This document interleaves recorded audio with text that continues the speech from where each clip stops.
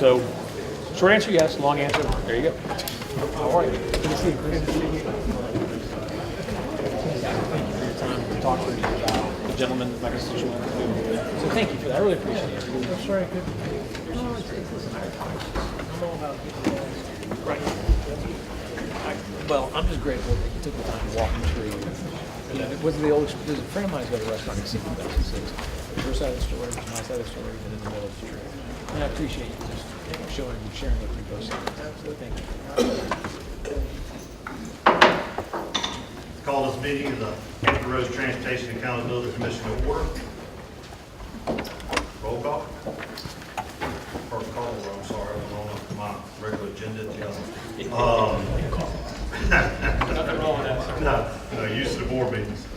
Approval of the agenda. Before we get to that point, I want to welcome Secretary Valentine and her staff today. Thank you all for coming. Madam Secretary will join us to discuss the HRTAC project and the hot toll network. It is my understanding that your time is limited and we need to get you back into Richmond. Therefore, we will entertain a motion to amend the agenda today to move Secretary Valentine and Mr. Utterback's presentation to for discussion ahead of item agenda 6A. Do I hear a motion? So moved. Second. All in favor, signify by saying aye. Aye. All opposed? All opposed? Any abstentions? All right. Take care of that. Public comment? We have any public comment? We have no public comments, sir, nor have we had any written comments submitted. Thank you. All right, we'll move on into 4. And I hope everybody had a great summer, and thank you for all being here today for this important meeting. We have had a lot of activity over the summer as I-64 Segment 2 and the I-64, I-264 interchange project continue to advance at a rapid pace. The driving of piles at the new high-rise bridge site is a big step forward, progressing on the I-64 South Side widening project. The HRTAC procurement continues to move forward, and our agenda today also includes discussion on the HRTAC project and the hot toll network.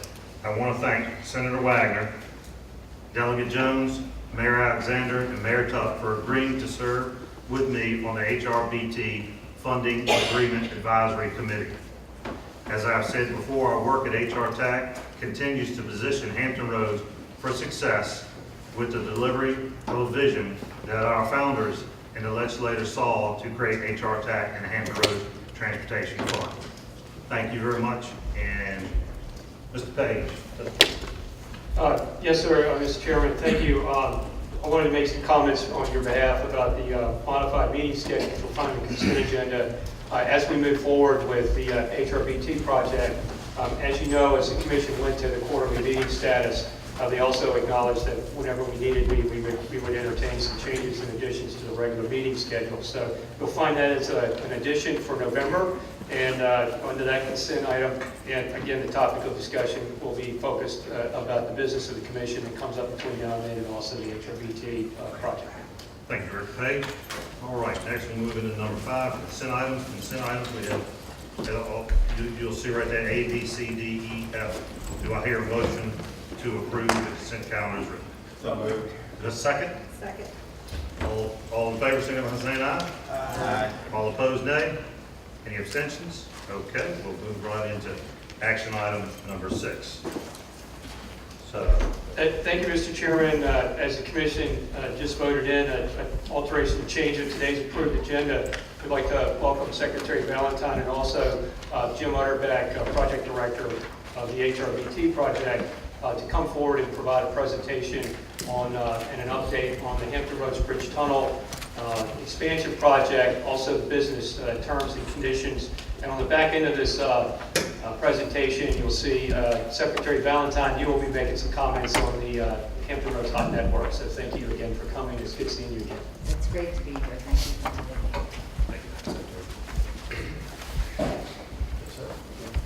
Thank you.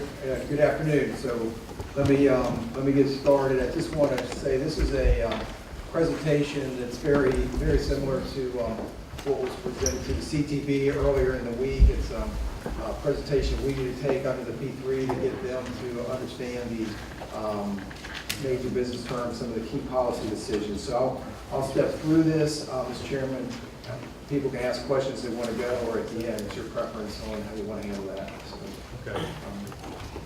we'll- We'll roll on and see how they. Okay, all right, very good. So this is a slide that you've seen before, but it really, we changed it just a little bit to try to get some clarity of the overall scope of the project. So just it's kind of, this is where it is, whereas we're getting really close to the final RFP. It's, again, it's for everybody's reference, it's 10 miles of interstate improvements from the Settlers Landing interchange 267 to 276, which is a 564 interchange at the south side. The improvements include 6 lanes of highway widening and a 4-lane bridge tunnel facility. The new 4-lane tunnel, and there's no, it could be tunnels, so I just want to make sure in case there's any proposers in the audience, and we haven't made that determination, but the new 4-lane facility will carry, in our concept, traffic eastbound. And that's, again, there's still, as how we put the concept together, the 2 existing tunnels would carry all the traffic westbound. So the change there is the current eastbound would be converted to westbound in the concept we're taking. So we have looked at, and we've talked about this as an option before. It is included in the base scope as replacing the existing marine approach bridges. So at the end of the project, we would have, and again, we haven't specified whether that's 1, 2, or 4 bridges carrying traffic across the harbor. So as we go through the process, the I-64 direct connect ramps are truly carried as an option. That's an option that's not going to be scored technically, or the price is not going to be included in their base price for the contract. And that's significant. We'll come back to that. I've carried the estimate that we done some months ago. There is some contingency in that number of 3.66. It's close enough within the regions. 3.52, I think, that Kevin currently has in his financing plan, so we haven't updated that yet. So here's some of the key activities, probably most important, I'm fairly proud of from the team standpoint. We've done a reevaluation on the project, and these things have moved at kind of unprecedented speed through the process. So we've got we needed to make the determination on the managed lane concept, and that is a high occupancy toll. And then the 564 improvements, we needed to clear that environmentally. And then the last was we're looking at this Willoughby Spit construction staging area, which was outside of the original footprint as well. So citizen information meetings in June 19th and 20th. As you know, we have meetings on both sides of the harbor, one in Norfolk and one in Hampton. We have submitted our findings to the Federal Highway, and we're awaiting their final decision. So that went over in August, so we're kind of waiting any day now on a decision from Federal Highway. The design public hearing. So we have moved the concept design forward. Again, on a $3 billion job, we moved this thing very quickly and kind of at an unprecedented pace to get 2 public hearings. We had those in August. Again, the idea behind the design public hearing is to establish the right-of-way footprint for the project. So if we just establish the right-of-way, we can finalize or get the design approved and move forward. So it's a major milestone in the VDOT design process moving forward. Had over 200 people attend these hearings, again, on both sides of the harbor. The 30-day comment period just ended. We've got a number of comments we're addressing, and we anticipate the design approval in October. What's interesting, as you know, for these hearings, most people come to see what impact is on their right-of-way. That's the first thing folks are looking for.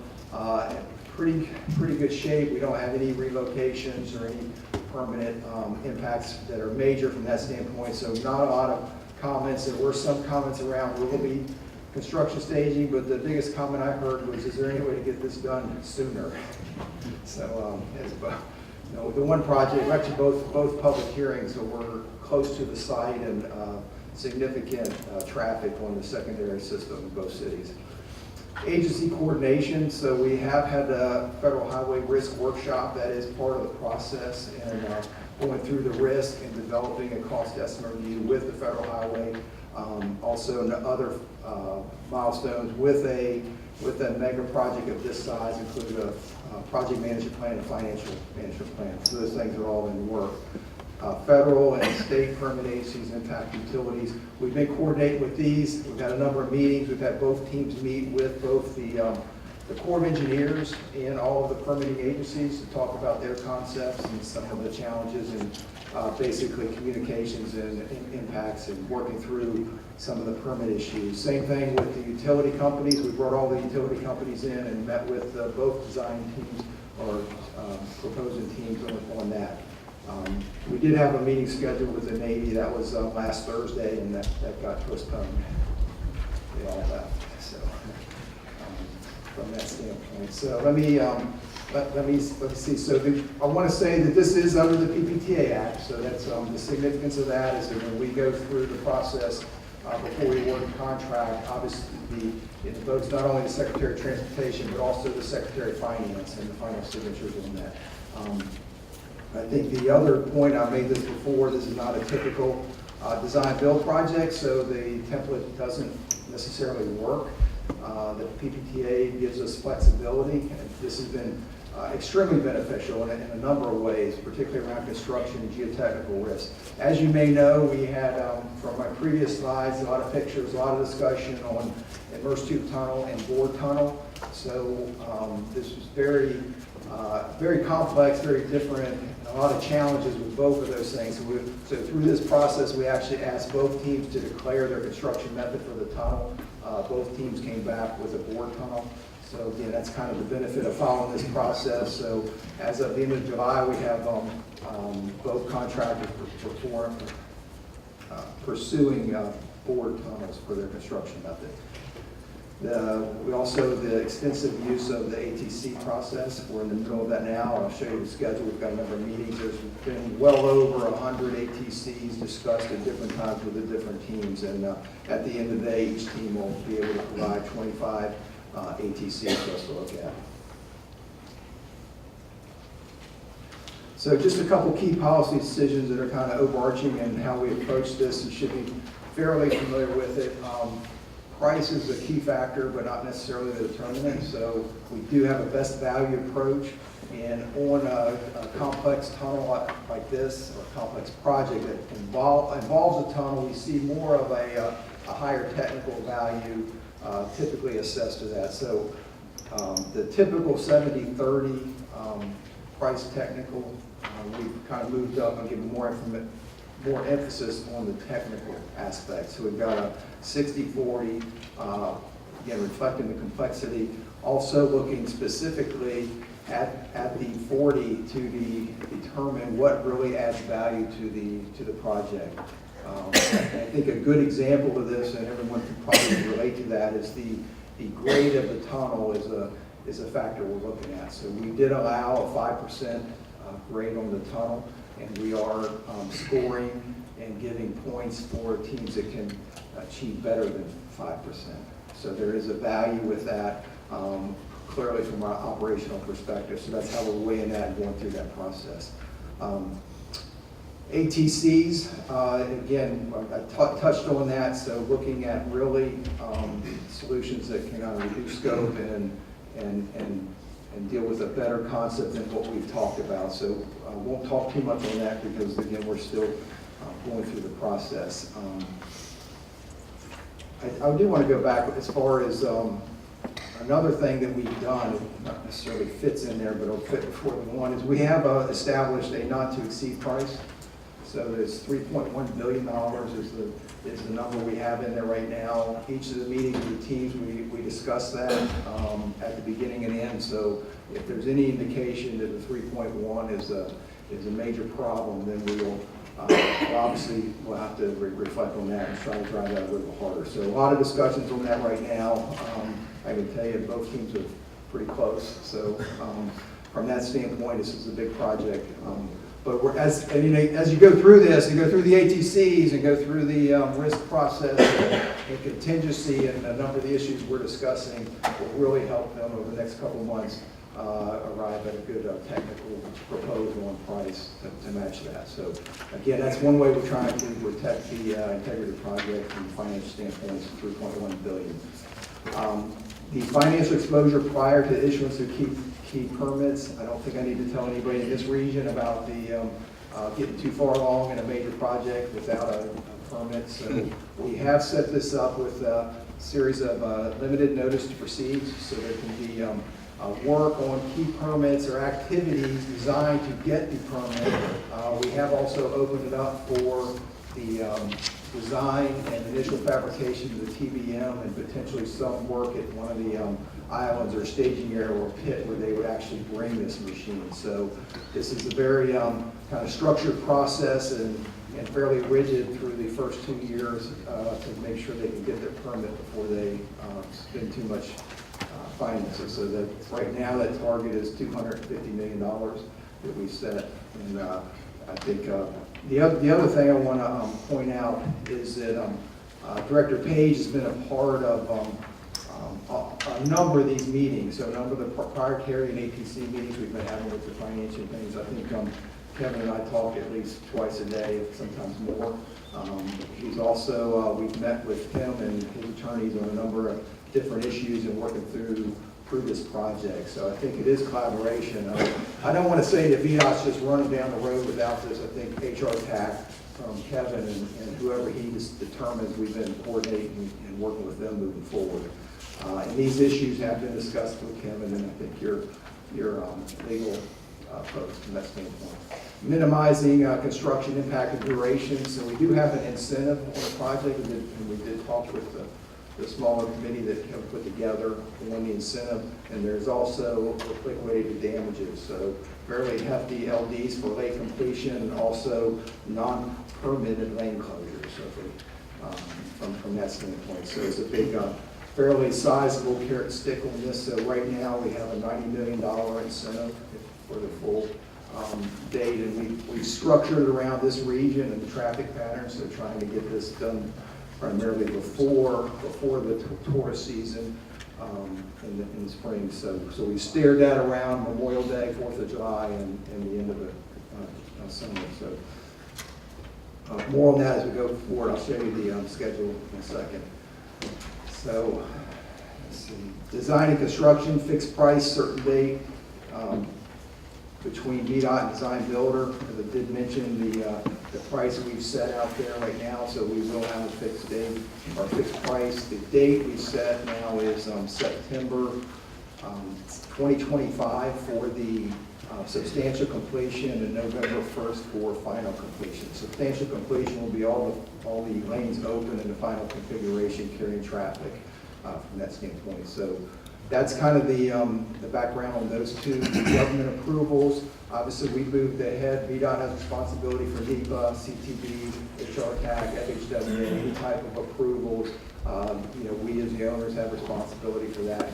Designer or design build team, if you will, would be in any reevaluations or anything that they drive into the process. They would be responsible for that as a result of an ATC or something else with their concept. Limited notice to proceed. I touched on that on the previous slide around around the policy. And again, this is the business terms that we got into the contract that are very specific on the terms. So there is the early works that we talked about around the boring machine and getting the permit and preparation for that. So I got ahead of myself a little bit there. So, but that's what we've set up with to try to manage the contractor into getting his joint permit. Right-of-way acquisitions, I touched on in public hearing. We don't have a lot of right-of-way, essentially none for the construction of the project right now. The responsibility for acquisition, additional right-of-way would be on the design builder if you got outside the footprint that we've established. Additionally, depending on what his design did, it would either have some type of design approval, may have to go back through a public process from there. So we don't anticipate that right now. Scheduled cost relief. There is a scheduled cost relief due to certain occurrences in the contract, some of the force majeure, government delays. There's a small list. We went a lot of discussion on this. Don't typically have it specified, but I think on a project of this size, it would be helpful to go through and understand what a lot of those events were, and everybody was kind of on if we list them, that's where we would look at something like that, and if it's not on that list, it's not going to be considered. Different site conditions, there's a totally different approach here, again, from our perspective. We have a scope validation, which is on all of the other design-build projects in the region on the interstate. So segments 1, 2, 3, and high-rise bridge all have a scope validation. That's a 180-day period where they can go out if they find something wrong that's materially different than what we provided them. They can make a claim, or we can discuss and make an adjustment for them. We have that for the landside work on this project. For the island work, so from the islands in the tube, there's actually a GBR, so it's a geotechnical baseline report that is used kind of standard practice to baseline the conditions underneath the harbor, and that'll be the guiding document both contractually and technically for these teams.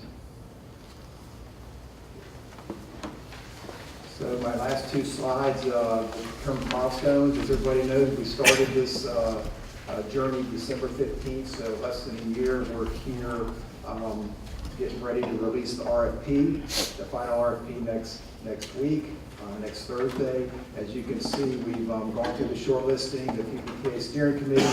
We've had actually, and again, as I mentioned, through the iterative process, we actually plan to have one draft. We've actually had 3 draft RFP releases that have gone back and forth with the teams.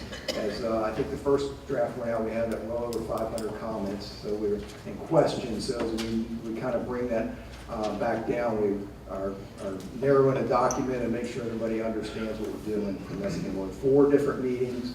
Again, I know, Kevin, you guys have been at least 2 meetings, right? So from that standpoint, so we do have we had an optional meeting, I think, on the earlier update that I provided to the policy board here. That's not optional. We're going to meet with the teams again in October. This will be primarily a discussion, some discussion on the RFP, some discussion on any ATCs that they submitted and or were not approved. So that's what that's intended for. So we will have that meeting. The potential addendum. The technical proposals come in 17 December. So we'll be busy over the holidays scoring those, and then the price comes in toward the end of January. We've got a selection through the best value method, a briefing to the CTV. Mr. Chairman. Mr. Chairman, I had a question right on that point. Okay. Should we ask, okay, thank you. Should we ask the CTV to hold our meeting here so we can hear this briefing on the best value proposal? I'm not the one, unfortunately, I'm not the one to answer that question. Sure. I know they hold the meetings all over the place, but since you're talking I will about. look into that. Okay, great, thank you. She's the chairman of the CTV. Yeah, she's the chairman. Well, I mean, it seems to me that, you know, it's about our tunnel. $3.6, whatever it is, $3.6 million. It'd be nice to have it here. So if all stays on schedule, the way we've been moving, we would execute the comprehensive agreement in March, and we will have a steering committee meeting that's tied in there, and then the contract limited notice to proceed will be in March of 2019, and with the project completion date in November, as I mentioned earlier. So my favorite slide. Any questions? Mr. Chairman. Yes. Okay. Yeah, first question I have, it's a limited question. I mean, I noticed we're all still fresh in our memory the results of 460 and moving ahead with the project without all the permits in place. And I understand the reason why. And since HRTAC is paying the entire bill for this, do you have an estimate of that area? The limited notice to proceed, if for some reason the permits weren't to come through, what the liability would be on that limited notice to proceed? Yes, sir, Chairman Wagner. So the way we've set it up is a 3-step process. The first step would be funding them, and they've got basically a schedule of values on work they need to do for the first $100 million to go ahead and get the complete application in and have the permit application posted for public notice. So that's really the design effort around that, and then certainly costs associated with that. So the next kind of second LNTP would be centered on the TBM, so the actual design and fabrication of that. So that's a long lead item to start. Obviously, if they can't get number one or have a problem, then number two, we have some latitude. So breaking it, the third one would be some initial construction of the pit on potentially the South Island, depending on where they want to launch from. Because once you build the machine, you want to move it to where it's going to be put together. So that one, third one, is, and these milestones are, we're right around 100, we're still looking at that amount, so it's 100, 75, and 75 is the 3 steps. And they are set up that any time if we have a problem, we can check them. But the 100 million exposure gets us to the point where we know we have permits. We have an application in that is being reviewed, yes, sir, and moving forward. So it has a complete application and moving forward. I do want to say that, I mentioned this before, I mentioned to the Secretary earlier this week, this project, when we went through the NEPA, we do have a preliminary LEDPA from the Corps of Engineers. So that's much farther, and it's new to the process since 460 and combining these processes and working with Federal Highway and the Corps of Engineers. So we are in a good position there. The change from a immersed tube tunnel to a bore tunnel is significant.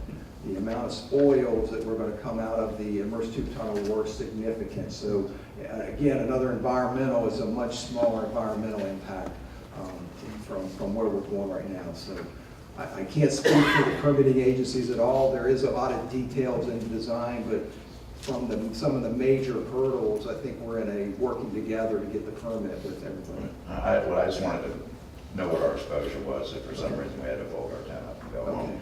The other one, I'd be remiss if I didn't ask, was initially early on, you said 3.6 billion. Later on in the presentation, you said a not to exceed price of 3.1 billion, which would leave about 560 million unless I missed something. No, that the other cost is basically owner's cost. So that would be the CEI and government, VDOT oversight, so the construction engineering inspection, and there is contingency in that number. Okay. So there is contingency in that number as well. And I guess the third question, and we've had this discussion earlier at a meeting, and I don't want to speak for every mayor and chair here, but it seemed to be at least a substantial majority. We're very concerned about the need to replace the pilings and trestles as an additional $500 million, and whether that was not fall into the state of good repair as opposed to HRTAC funding. HRTAC funding is very clear in the enabling legislation, and it involves only new construction of tunnels, bridges, and roads, and not replacement or repair or maintenance of another facility. And we're talking about a fairly substantial number to replace that. And perhaps you're not the right person to ask, Jim, but I suspect there are people around here around this table, and that might be able to answer that. I understand the need, they need to work in tandem. I very much understand the need. That the question is, are the HRTAC responsible for paying for an existing project that needs a whole lot of maintenance in terms of actually replacing that, or is the state responsible for that, or is there some modem of way that we can work together to come up with a method to raise that additional money to go? And perhaps, if you don't want to answer that question, maybe somebody else around the table would like to take a crack at it. Mr. Chairman, I'm wondering if we could go to the next slide, and I'll just kind of introduce the network, and then we could come back to perhaps more specific questions. I was really just hoping that we could have more of a conversation for people to make comments and questions from this point forward. But Jim, do you have just a map of the slide? I will just say, first of all, that I am so happy to be here, that it is hard to believe that a week ago today, the governor's mandatory evacuation order went into effect at 8 o'clock in the morning. And so it seems like a year ago for me. Hello. So it seems like so long ago. And I will just say that, working with so many people here, with our office through Chris Hall, with the Port of Virginia, with Wallops Island, and the whole VDOT staff across Virginia, all 9 districts. It was an amazing amount of preparation, but the focus was completely on safety, and I was very much proud to be a part of this team. So we still stand ready to help North Carolina, who has made some calls to us, and so I am so pleased that we are sitting here today, having this meeting. As Jim presented the updates on the procurement process, and as our focus has been on identifying the risk with this project, managing the risk for this project, managing the magnitude of this project, we also wanted to make sure that you knew we were also focused on the entire network. Segments 1, 2, and 3, we're actually looking at including 4, we can separate those, but making sure that as we create a network in this region, that it is one that reduces congestion, prioritizes safety, delivers reliability, provides choices to citizens, and moves as many people through this corridor for the lowest possible cost. We are trying to do this seamlessly. So it is a tremendous, is of tremendous importance to us that, that all of this goes hand in hand. In doing this, we do have an investment grade traffic and revenue study being conducted for the quarter, which is due in October of this year, next month. We are conducting a safety and operational analysis between Settlers Landing and 664 so that we would have a better understanding of how the express lanes would actually enter the network. We are putting together a study for the entire operations of the network to allow us to see how they would all come together. We are launching a public sector comparison, a platform for how we as the Commonwealth would manage the express lanes and leverage the toll revenues so that as we are looking at how this process will be managed, we will know how efficiently we can do it, how cost effective we can do it. As part of our P3 process and the reforms this past year, that is a mandatory part of the process. In October, the last week of October, the Governor's Transportation Innovation Summit is here in Norfolk. We plan to have an industry day during that time to hear input from industry. I do believe that just like on 66, when we put the analysis together on how our operations, toll net operations would work, it allows the Commonwealth to compete in the process. It allows us to know exactly what our baseline is. And if private industry could come in and do it better, we would learn something from that fact. What could they bring to the table? So we are planning an industry day to see what we could learn. And at that time, it would be, I think, a great opportunity for many of us here to get together to review the analysis, to review the studies, so that we will have begin to understand exactly what the traffic and revenue analysis is telling us. So we're handling procurement, we're managing that process. We are looking at the entire network, trying to make sure we can create the best value for the citizens who live here and for the businesses who are here. And so with that, I just thought between the network and the procurement process, we can go into specific questions. The limited notice to proceed, I think, is one of the most important. We have a lot of lessons learned. We are trying to do it in a way that before the limited notice to proceed for Section 1, which would be about $100 million, $100 million to $120 million. We're trying to define that number right now. That we would not, 2 and 3 would not be triggered. Everything in the first part of this is to move us to getting the permit. We would have to do this to complete this process. So a great deal of thought has gone into that, so I really appreciate the question. As far as the trestles are concerned, from our perspective, and certainly we have been working, our team has been working with your team on this, the trestles are an important part of this scope. The Commonwealth has invested about $90 million in the maintenance of these trestles. 1957, the first, and then 1976, I think, the second. $90 million of maintenance money has gone into it, which has actually extended the life of the trestles about 25 years. The question I get is, well, if you've extended the life for 25 years, why haven't you just replaced the trestles before? And the truth is, it took a project like this to actually be able to do that. We would have to create some type of infrastructure to allow people to cross. So we would either have to do something that was temporary, in which case we get no additional capacity. But this project, being at this time, the lifespan of the trestles is predicted to be between 5 and 10 years. This really is the right time to do it. I think we are still negotiating how that would be paid for, but I think the fact that it's part of the space scope is critical. In 5 to 10 years, we do not want to shut this facility down. So I think we can work through some of this. I know there's a $200 million submission application through the Smart Scale process, which I hope and expect, but cannot guarantee, to come forward. But I think that's a negotiating tool. I think that what's most important at this point is that it's included in the base scope. Mr. Chairman, if I could, and Madam Secretary, I appreciate what you're saying, and certainly those of us in the General Assembly are well aware of the state of the Transportation Trust Fund right now, and the needs certainly outweigh across the state, and you know, hopefully there'll be a political will to take care of that in the future. Having said that, leaves us in the situation we're in right now about who pays for it. And, you know, we're struck by the issues like Transurban owns hot lanes on 95, Transurban owns the hot lanes on 495.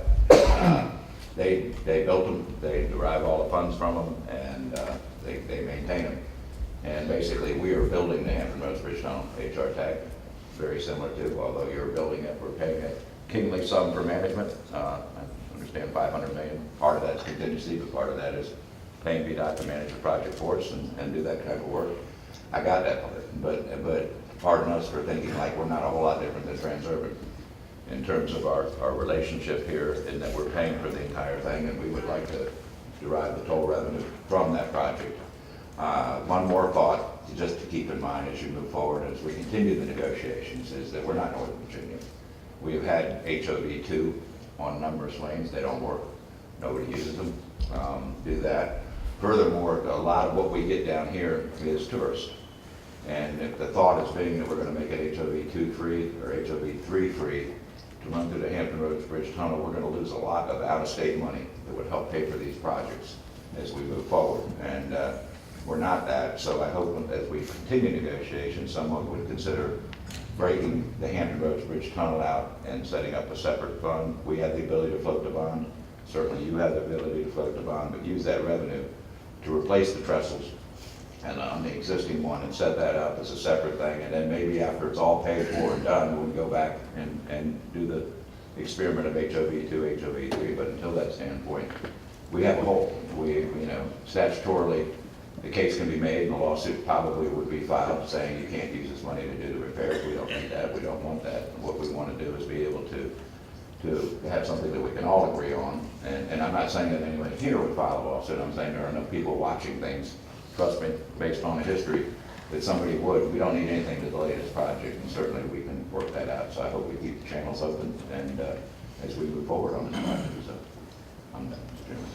Okay. I will just say thank you for that. And when we get the traffic and revenue studies done at the end of November, end of October, that week, I think we'll be in a, we'll have more information in order to make those decisions. Thank you. I've got a few things.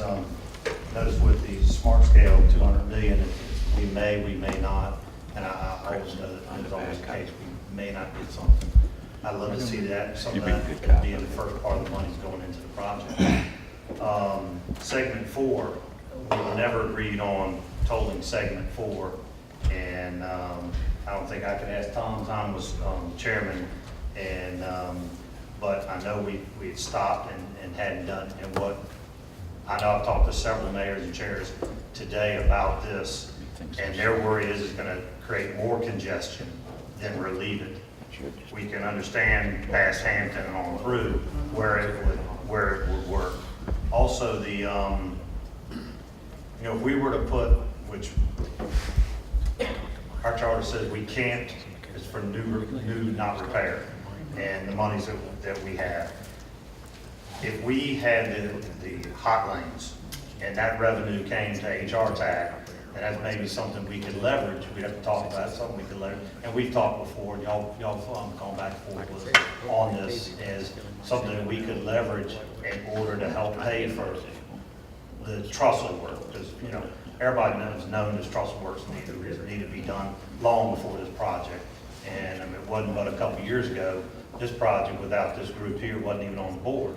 And I thank you, each and every one of you, for the hard work you've done to get this to where it is. And VDOT for all your hard work and what you've done, Madam Secretary. And we want to work with y'all in order to make sure that this doesn't get shut down in 4 or 5 years, because that would be silly to have an impasse for the citizens in order to shut this, this project down after we get it up and get it running. So we see the need for that. It's how we're going to pay for it, is I think what everyone in this room is worried about. And not saying anything negative, if it's not worked out now, once a horse gets out of the barn, it's hard to catch it. And we would like to get it out ahead of time to understand exactly what the plan would be in place and how the funds that our citizens are putting into this pot are protected. Because that's what everyone in this room is worried about, is what the monies that the citizens are putting into this that go to what it's intended to be.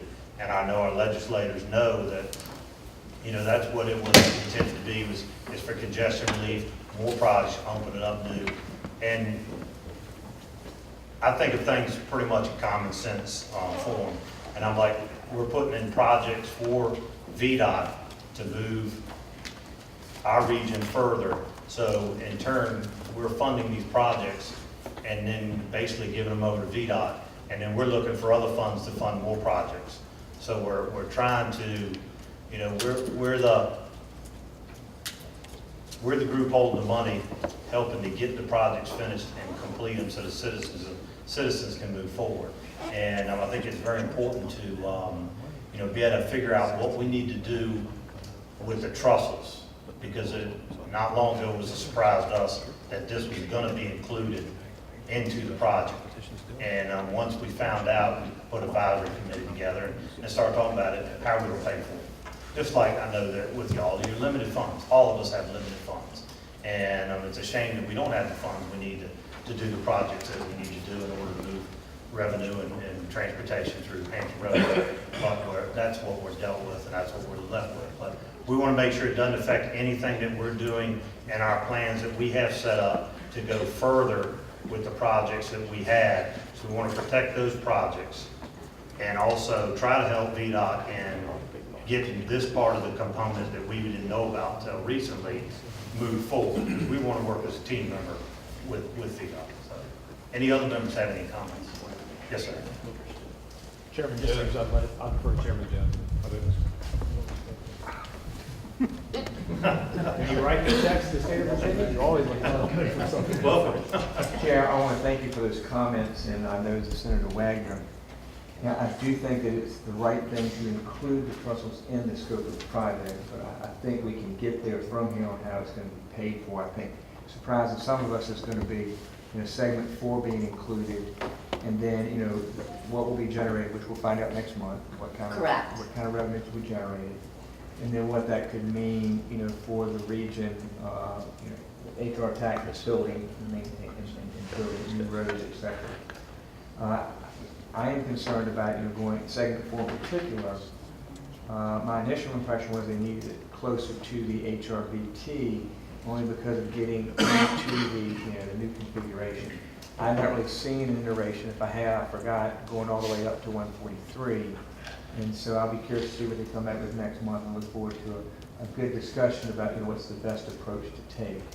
And I'll be curious to see how much revenue is actually generated on a monthly basis by the network. I'd be curious to see what that really nets us at the end of the day and what it would pay for, so we can maybe decide what we want to do as a region. Thank you.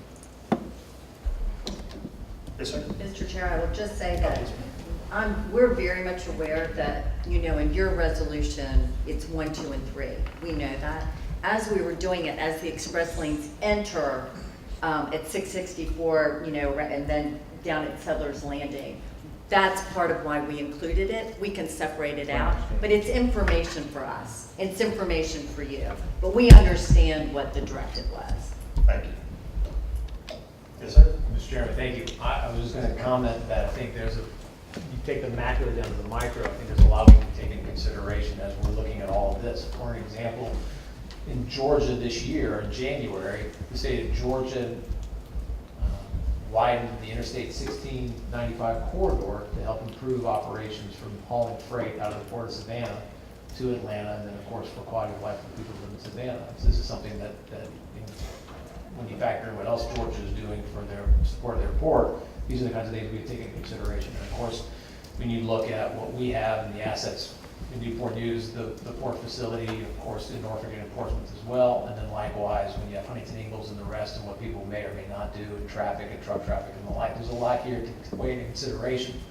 And what I would suggest, Mr. Chairman, that in light of what we're looking at, that when you put out the final RFP, I think we need to have a handle on what's not authorized by HRTAC to do, and that item should be broken out as a separate piece so that we can then look at what the costs are for the maintenance on the infrastructure, for what the new construction will be, for the toll revenues, for whatever revenues are coming in to pay for it, what's needed for the maintenance. And then the other obvious reason is because the next big project we're looking at is at 664. That is part of that 2040 outlook, and then I know if we ever do anything as well with the Poplar Patriots Crossing. So I think the more that we can have a grasp on the handle of what we need to do to improve the existing structure of 64 on maintenance, the new construction on 64 will give us some guidance on these other projects, and then likewise will demonstrate our ability to those that are looking at using the port or the other facilities here for economic development, what we're doing to be serious about these projects and how we're going to go about paying for them. Thank you. I just wanted to, okay. Something's really important in terms of going down the road on this, so to speak.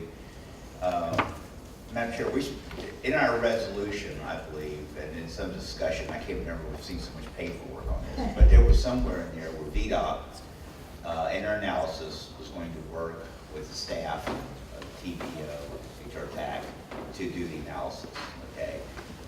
It's my understanding to this point, there's been no inclusion for the analysis, and I would please ask that you look into that, or just ensure that the staff here is included in that analysis of that work.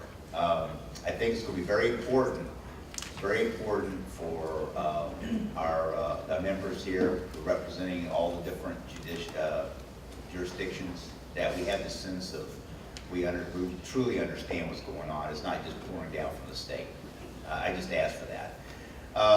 The other part, and I want to kind of remind folks that the TPO and the HRTAC have this great relationship where projects are not built down here or funded unless they're approved through the TPO.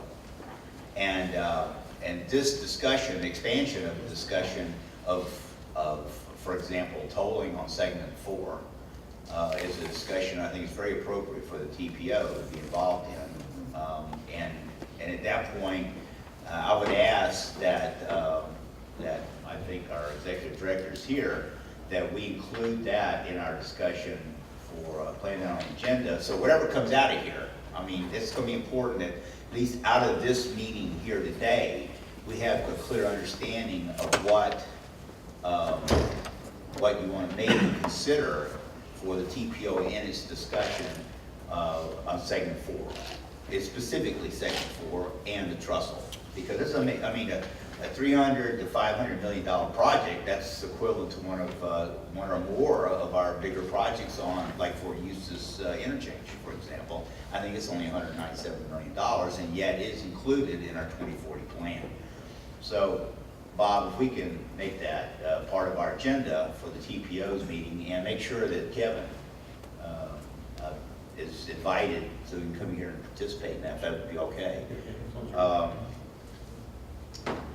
So just, and also the legal counsel, make sure you're there too, because as I think Senator Wagner pointed out, there's some legal issues here, interpretation of, I've already heard like maybe 4 different interpretations of what the General Assembly plan and had in mind for these projects.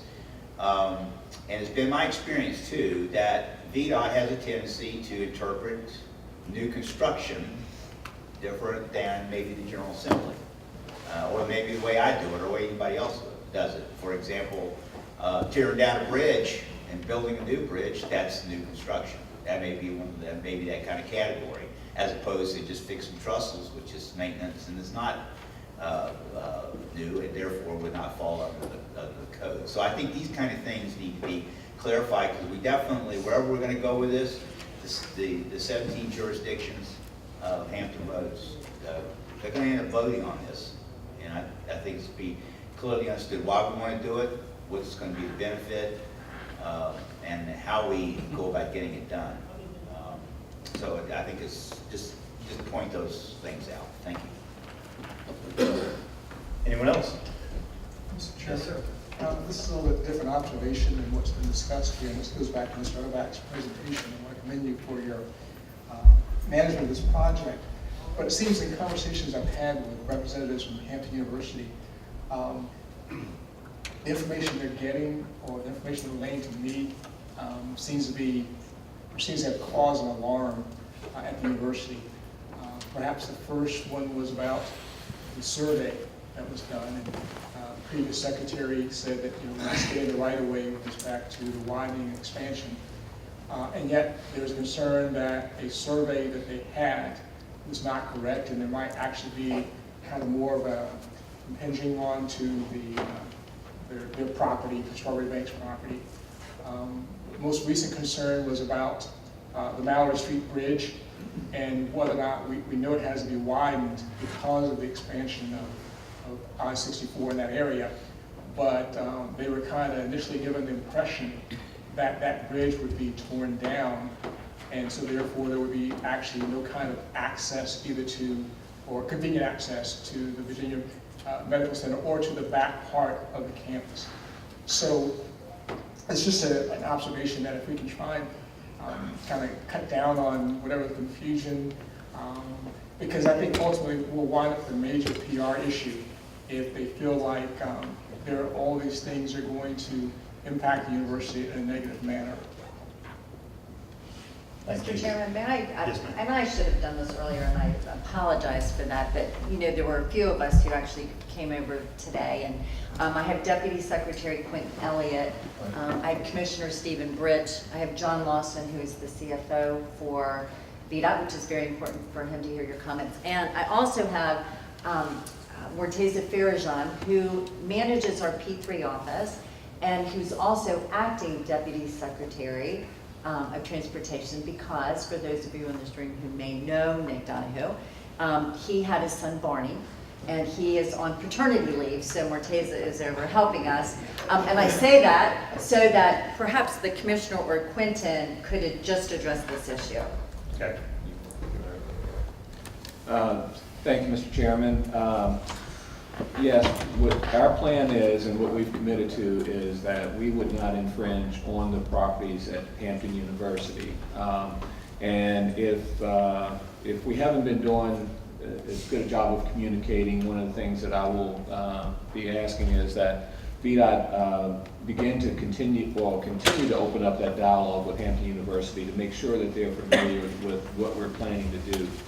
There's some things on the project that we will not know the answer to until the contract is finished. So the contractors are responsible for the design, and so we are going to be waiting for them to come back and tell us how they're going to approach it. But it's important for us to learn what the concerns are so that we can make sure that we share them with the contractor, and or if we need to make any adjustments to the RFP, then we can do that. So again, I appreciate you bringing that to our attention, and again, we will continue to make sure that we are working closely with Hampton University and try to address any concerns they may have.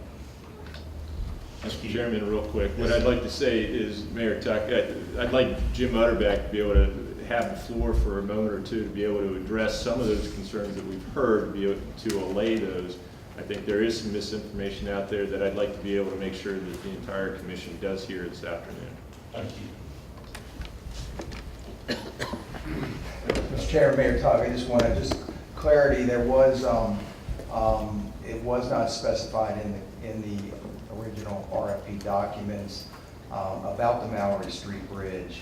We did meet on September 5th with the chief of police, first responders, went through all the concerns. We made that change that they cannot, we will not close that bridge, so we'll carry 2 lanes of traffic. So just want to communicate that back to you in front of the board, that that was discovered through the process, and we have rectified that. So you'll have 2 lanes on that bridge, because we do understand, just from my background and 20 years of doing this, on the emergency response and what was needed to get across the interstate in that area. And that's a vital link to provide services to not only Hampton University, but also the Veterans Center from that standpoint. So we've addressed that. The early on confusion on the survey, I think we've completely rectified that. We communicate with Bill Thomas anytime we're going to be on the facility and work through with him and his staff. So I think we're in a pretty good spot right now, but I appreciate you bringing that up. Thank you. Any other questions? Now it's time to answer. All right, I have just one comment on dates. I know we had set, when we started this project, we set a firm date of December 2024. And, sitting through the meetings, I've understood where, it's delayed, and we're trying to get it substantially complete before we get into the tourist season. We won't have maybe some of the niceties put in place and that sort of thing, but we're trying to, or VDOT's trying to get it done, had it done prior to the tourism coming in. But, knowing that we're at November now, 11 months later than what our drop dead date is, concerns me that we don't go out any further. And I know y'all are putting that stuff, putting everything in place, but it's just, I was hoping to December 2024, and I know this project's moving extremely fast for this larger project, and I know you've never done a project, any of y'all have done a project this size, and so I want to thank you for your hard work and what you're doing, and there'll always be a delay here and there, but just need to say, yes, ma'am, Madam Secretary. Before I left, I just wanted to make a comment about making sure that you all are included as this information is coming forward. The studies and analysis that I mentioned were just launched, so October is a really critical month, which is very much why I wanted to be here this month. But at the end of October, we'll actually have information to share with you all that will help us begin to make some of these decisions. So I'm going to have an operational study done on a key segment. I'm going to have the TNR study done, and I think we'll be much more informed. I will make sure that you are included, and if you haven't felt that you have been, that will be fixed. So. Thank you, I appreciate it. And thank you for spending some time with us. I know you've got to get on the road, and and thank you for all the staff at VDOT and everybody that's come out today to help us with this. I appreciate it. And I am sorry, because really it is a matter of trying to take care of the backlog that was not done last week. And so it's like doing double duty meetings, so I do apologize. That's okay. Thank you very much. Appreciate it. Thank you. Thank you very much. Thank you. All right. Okay, Mr. Chairman, continuing on with item 6A, we have an action item before the board. I'm recommending to the commission to be briefed by the HRBT Funding Advisory Committee and the support staff and council that have been supporting them on the HRBT expansion project, P3 RFP terms, and related term sheet and agreements with HRTAC. Within this discussion will be the interoperational alternatives of providing funding through HRTAC including potential toll revenue. Mr. Chairman, I believe that I'd like to turn the floor over to Councilman Lehman to talk a little bit about the confidentiality agreement, and also that for causing us to probably want to have a recommendation to go into closed session. Thank you. Okay. Thank you. Thank you, Mr. Page. So VDOT is running the P3 process in a manner that's trying to maximize the outcome for Hampton Roads, and we have a confidentiality agreement with VDOT regarding the specific negotiations and terms that are ongoing regarding the P3 itself. And so it is my advice that we move into closed session for this part of the agenda. Mr. Chairman, I move that, that a closed session be held for discussion regarding the request for proposals for the Hampton Roads Bridge Tunnel project and the agreement being developed to fund and construct the project in accordance with 1 Virginia Code Section 2.2-371A 29 for the purpose of discussion of the award of a public contract involving the expenditure of public funds and discussion of terms and scope of such contract for discussion in an open session would adversely affect the bargaining position or negotiating strategy of the public body. And 2, Virginia Code Section 2.2-3711A8 for the purpose of consulting with legal counsel regarding specific legal matters requiring the provisions of legal advice by such counsel. All right, I have a motion, do I hear a second? All in favor, signify by saying aye. Aye. All opposed, nay. Any abstentions? All right, we're going into closed session.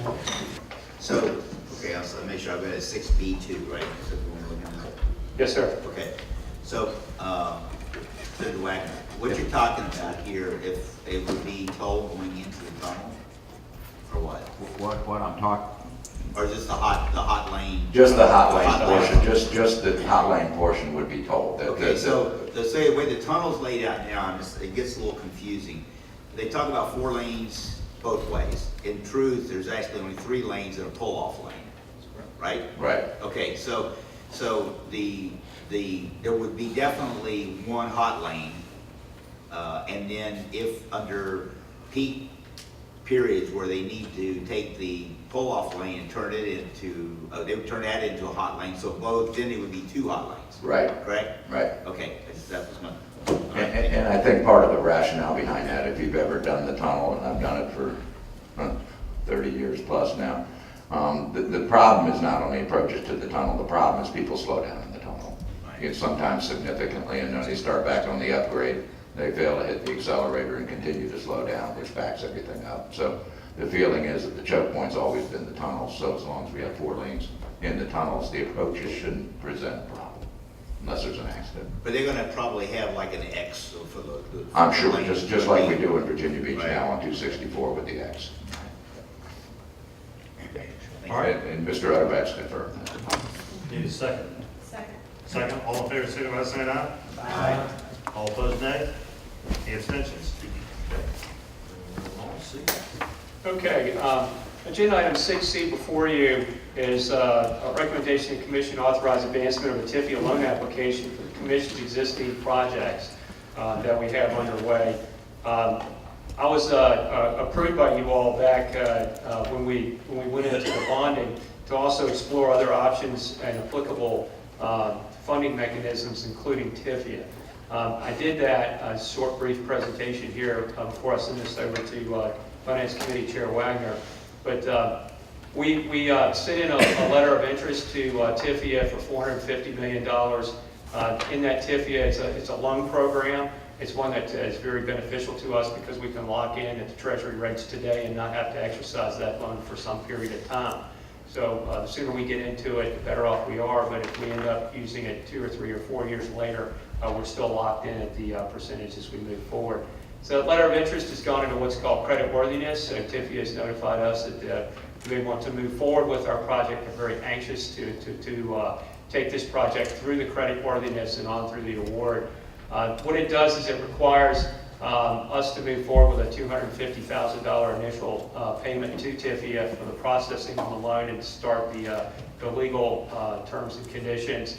And what we've been able to determine, and I think, Senator Wagner, to your point when I approached you about this in your capacity as chair of the Finance Committee, you were looking for the benefit cost of this, of TIFIA and the initial cost to TIFIA versus if we'd gone out on the open market and sold bonds.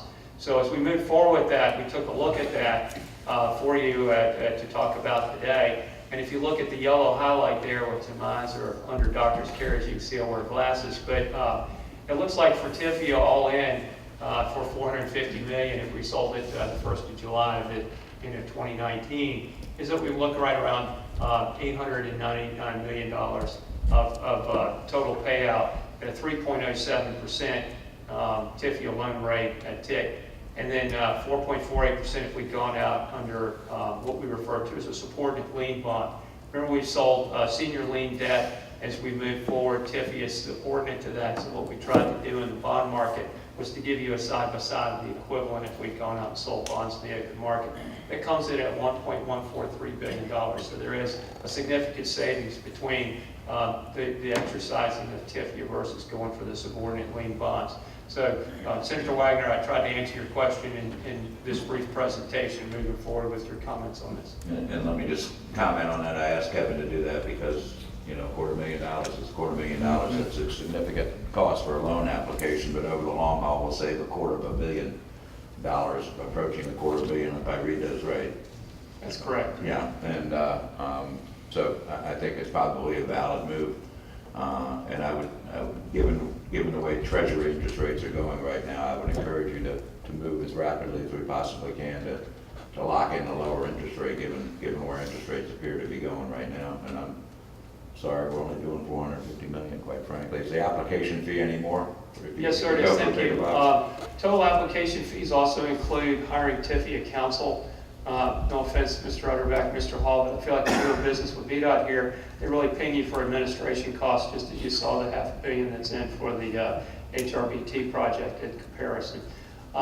So with TIFIA, you do also have to pay for their legal costs. They will not start to incur those costs or even have the attorneys under contract until the beginning of the new federal business year. Of that, cooked into the financing is about total all-in $800,000 compared to the $1.5 million it would be if we sold in the open market. So going in, it's cheaper also going Yes, out sir. in the open market. With that being said, I would make a motion that we approve the expenditure of the money. Thank you. Second. All in favor, signify by saying aye. Aye. All opposed? Any abstentions? All right, move on to 7. Commissioner. Sure, thank you, Mr. Chairman. Moving forward, again, looking to Finance Committee Chair Wagner. This is our monthly financial report. Senator Wagner, I didn't know whether you wanted to make any comments to this, but turn the floor over to you for any comments you may have. Everybody's got a sheet in front of me. You can see we got, $1.12 billion in the bank right now. Our people, Sterling Capital, is managing, appears to have turned the corner, and we're getting more than we would under others, and so I'm pleased with the way the investment results are coming in. And despite paying $11 million to VDOT, we still show a significant increase, so we're still on the upturn right now, including paying interest on the existing $500 million that we borrowed. So consider we're on the right track. Yes, sir. If I may also point out to the cover sheet on our finance report, I was very pleased as while you all were working through the General Assembly and our brethren to the north, trying to find ways to shift some funds around for the Wilmonna Metro Rail System Fix-It bill. But of the $1.23 billion that we've allocated, we've encumbered still $963 million, but they're all under contract.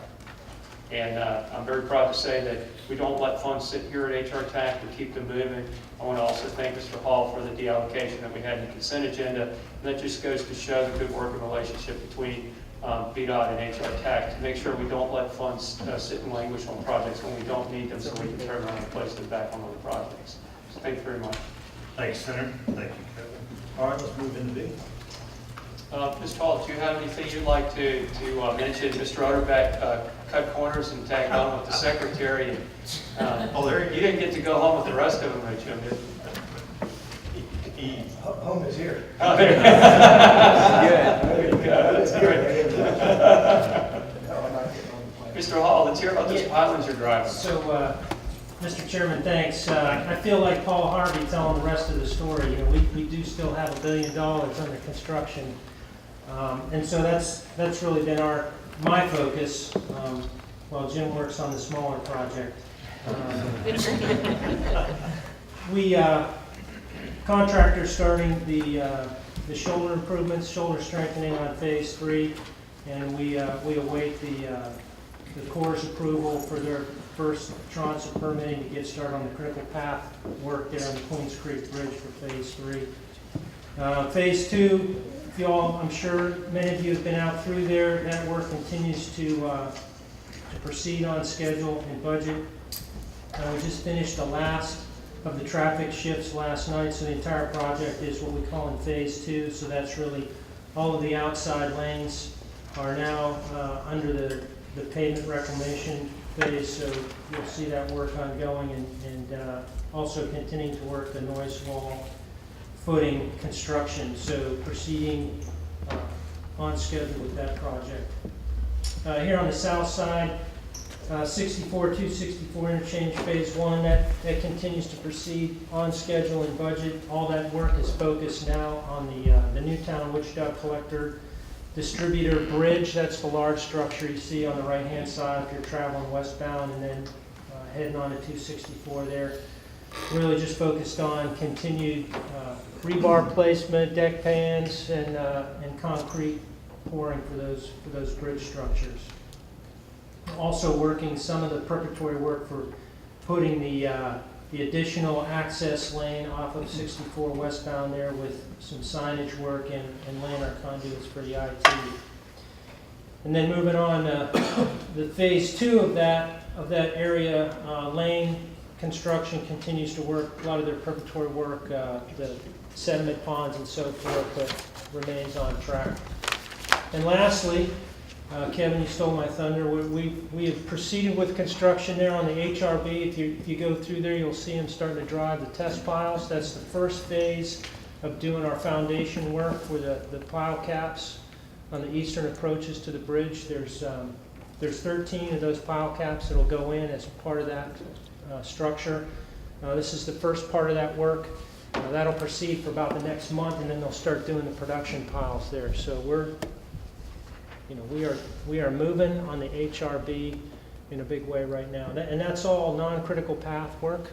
So they're working ahead right now, and we're again looking next month of getting our full permit closure on that project as well. So that's all I have, unless you got any questions of me. Thank you, Administrator Hall. Any questions? Yes, sir. No question on that, just an observation, Yes, all sir. due respect, and this may be something better suited for HRTPO, but as Senator Wagner mentioned, the problem seems to be not necessarily the approach, although I have seen people just really very callously take their time on the approach, but it's inside the tunnel, and something tells me that unless we are able to designate a minimum speed limit on the approach as well as in the tunnel, we'll have an extra lane, but we'll have an extra lane blockage. So I don't know if that's something that we can discuss at this point, or if it's something for a TPO to say that we want to look at in addition to the expansion, but somehow trying to create a smart highway where we can somehow determine what speed people are going at, whether or not, they're going at that speed because there's some blockage ahead of them, or they're just deliberately driving 30 miles per hour because they're scared of, the tunnel. But again, I don't know if that's for this body or for HRTPO. Okay, thank you, Mr. Mayor. TPO, I'll take on that. Yeah, let me talk to Bob Crum about that and see how that would fit within the TPO. Bob's already shaking his head. I did. Okay. Works out well. All right, normally we don't run meetings this long. I thank everybody for being out here and taking the time to support me. Do I have a motion for adjournment? Second. All fair, say aye. Opposed, nay. Thank you.